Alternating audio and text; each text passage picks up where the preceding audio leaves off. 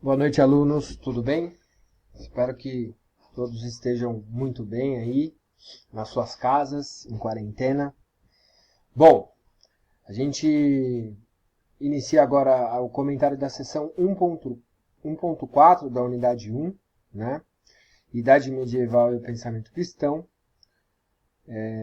Eu gostaria de fazer alguns esclarecimentos antes, né? Porque o que a gente está fazendo nesse percurso do estudo da história da psicologia? A gente está pegando aí diversos filósofos, né, extremamente complexos, e a gente está reduzindo eles e falando deles de uma forma sucinta, né? Pinceladas de cada autor. E isso tem uma lógica. E aí a partir de algumas questões de alguns alunos, né, em relacionados a dúvidas, eu gostaria de deixar claro aqui que a ideia nossa não é a de entender os conceitos desses autores profundamente, mas sim entender o processo histórico que isso se dá. Né? Em que sentido? Né? A gente não está tendo uma aula de filosofia, dos conceitos dos filósofos. A gente está tendo uma aula de história da psicologia.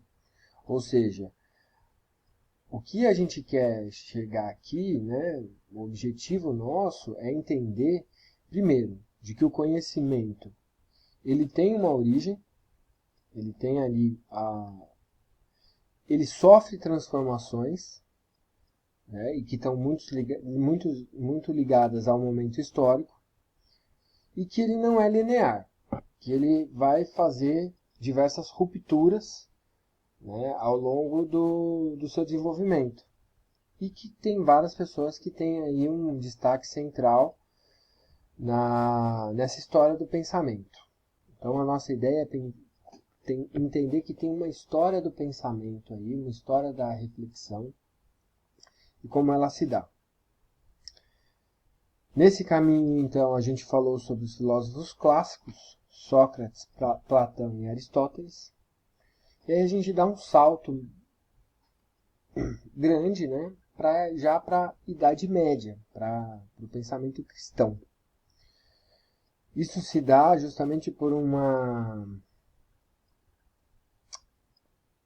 certa desvalorização da filosofia, né, após o domínio do Império Romano, há uma desvalorização da filosofia e que será retomada na Idade Média. A gente vai falar de Santo Agostinho, que será um marcador aí entre essa filosofia clássica e a filosofia medieval. Ele é tanto o último filósofo dos clássicos e o primeiro também no medieval. Ele faz essa passagem, né? Então vamos começar, vou fazer alguns comentários aqui sobre os slides e depois qualquer coisa vocês me mandem também e-mail, a gente mantém uma comunicação.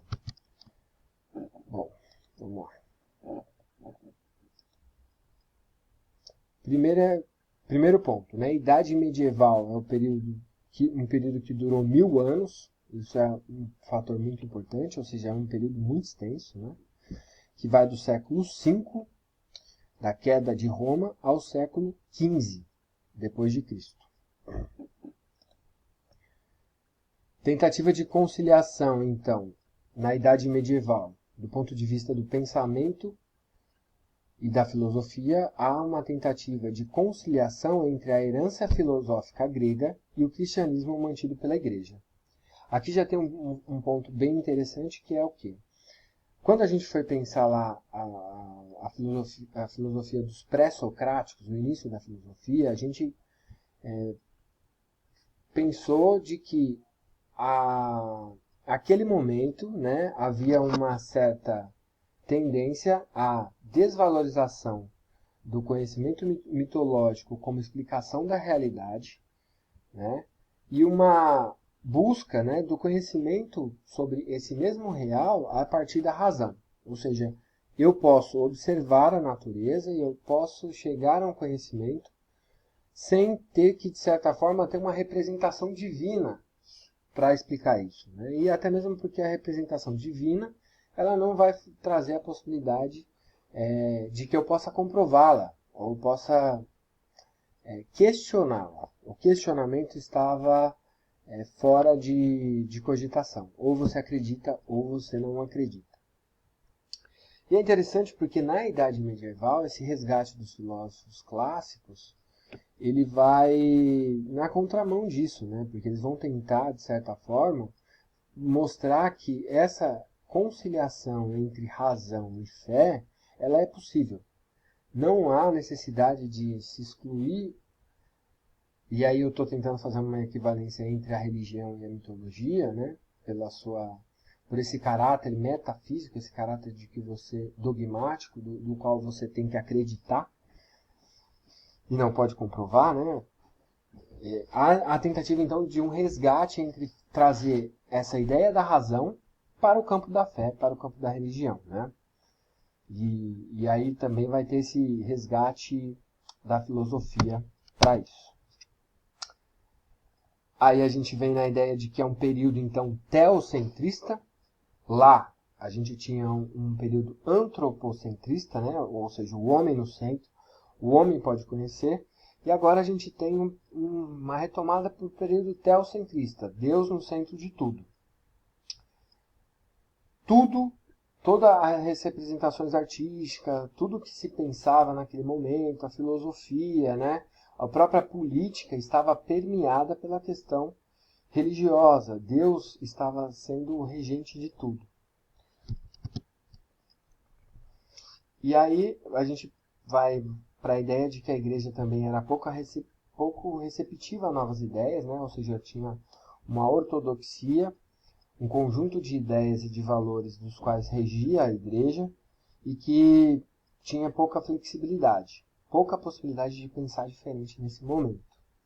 E aí, lógico que não é esse momento, mas a gente pode pensar um pouco mais à frente a ideia de inquisição, que era exatamente isso, né? A pessoa tinha uma visão que era diferente, ou até mesmo um modo de fazer e de crença que fosse diferente dos valores religiosos católicos, ela iria para a fogueira. A Igreja Católica aí, ela tem o poder religioso, político e social. Religioso porque nesse momento a Igreja Católica ela passa, né, de uma mera doutrina para um povo só, ou seja, né, lá dos judeus, não é mais a religião dos judeus, e sim uma religião para todos, que é marcado pela vinda de Jesus. Né? Jesus ele prega não sei se uma religião, né, mas uma ideia de Deus que não está para um povo só, mas que está para todos, de forma igual. E isso permite com que a Igreja Católica ela possa se expandir para outras regiões. Não é mais só o Deus ali do Egito, né, ou de outros países, mas um Deus que pode permear por todos. Político, no sentido de que há um grande envolvimento político da Igreja.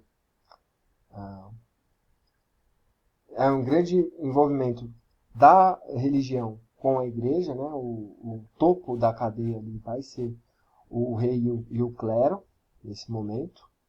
O clero representando a igreja, e social, porque se todo mundo acredita nessa mesma doutrina, o poder de manipulação, o poder de controle dessas massas, ele é muito grande.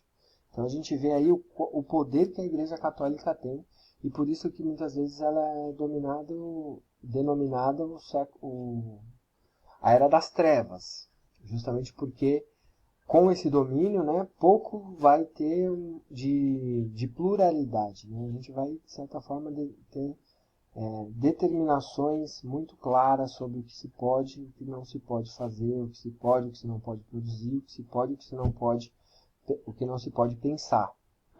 Apesar de já ter falado para vocês que essa é uma ideia errônea sobre a Idade Média, justamente porque há também uma produção muito grande, artística, filosófica. A gente pode pensar, por exemplo, a ideia de universidade que surge lá aí nesse momento, né, para grandes universidades que existem até hoje, Oxford, Cambridge, são universidades que surgiram nesse momento e que até hoje elas perduram e grandes pensadores se formaram por lá. As correntes filosóficas medievais, então, basicamente, se resumem em patrística e escolástica. Vou falar agora sobre a diferença das duas. A patrística ela vai compor o primeiro momento da era medieval, o período mais antigo do século I e ao início do século IV. O cristianismo aí ele é pouco conhecido, então o maior foco era divulgar essa religião e combater as crenças pagãs. Pensem lá, né? Então teve esse grande profeta, na verdade não é nenhum profeta para os cristãos, né? É o Messias. Teve a vinda desse Messias, que trouxe uma renovação para esse povo, e só que ele ainda está primeiro ligado ao povo judeu, e tem outras crenças que permeiam ali. Só que com isso, há necessidade, com essa doutrina, que ela tem essa capacidade de expansão para outras populações, para outros povos, por essa universalidade, há necessidade então de divulgação disso, de divulgação e combate também às outras crenças. Então a patrística basicamente é isso, né? Ela vai trazer justamente essa necessidade de divulgação da religião e combate à crença pagã. Os principais representantes da patrística são Santo Ambrósio, São Jerônimo e Santo Agostinho. Aqui a gente vai se limitar em Santo Agostinho para falar dele, né? Porque a gente vai trazer dois filósofos que são os filósofos mais comentados quando a gente fala de filosofia medieval, que são esses dois, Santo Agostinho e o São Tomás de Aquino. Essa corrente ela é chamada de neoplatonismo. Os filósofos desse momento, então, vão ter como base o Platão. Ele vai tentar pegar a ideia de Platão e trazer uma adaptação dela para o cristianismo. Tendência a levar o platonismo, então, a uma característica mais mística e religiosa. Coisa que a gente já viu que o Platão, em sua base, tem de forma metafísica. Ele vai estudar a metafísica, ou seja, aquilo que está para além da física. E é interessante como isso vai dialogar com a religião cristã, porque a religião cristã está no processo de expansão, de tentar construir as bases sólidas da sua doutrina, e para isso ela precisa de bases teóricas, bases intelectuais, né? E a metafísica de Platão ela vai servir para dar essa sustentação para a religião. Então eu pego lá a base do conhecimento de Platão e começo a aplicar ela numa leitura religiosa, e que vai trazer bases sólidas para que eu possa divulgar esse conhecimento, divulgar essa doutrina para o maior número de pessoas e poder também dialogar com outras doutrinas. Pensemos aí também, de novo, mais um resgate aí dos filósofos clássicos, a ideia do Sócrates, do método dialético, ou método socrático, que também é usado por Platão. Então eu começo a usar a lógica, o pensamento lógico, para, de certa forma, dar sustentação a esses pilares da religião que eu quero sustentar, e eu quero sustentar em relação a outros, em oposição a outros, né? Para que eu possa fazer com que isso fique, de certa forma, homogêneo dentro de determinada população, eu preciso que as outras sejam refutadas, né? E aí é onde entra aí o pensamento de Platão, denominado de neoplatonismo, ou seja, novo platonismo. Eu retorno com vocês agora no próximo vídeo.